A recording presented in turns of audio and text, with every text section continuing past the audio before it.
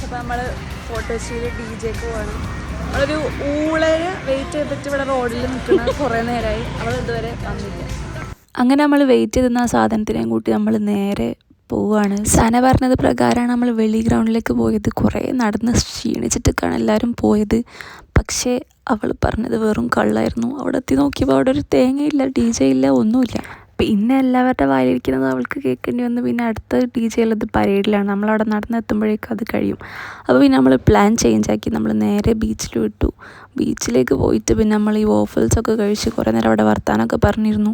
പിന്നെ ബീച്ചിലെത്തി നമ്മൾ നടന്ന് തിന്നണമല്ലോ. അപ്പോൾ അതുകൊണ്ട് നമ്മൾ പിന്നെ ഉപ്പിലിട്ടതൊക്കെ കഴിക്കാൻ വിചാരിച്ചിട്ട് നമ്മൾ അതിൻ്റെ ഭാഗത്തേക്കൊക്കെ പോയി.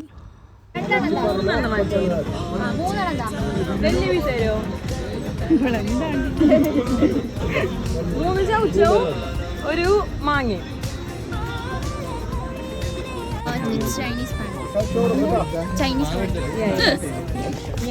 അപ്പോൾ അത്രേ ഉള്ളൂ.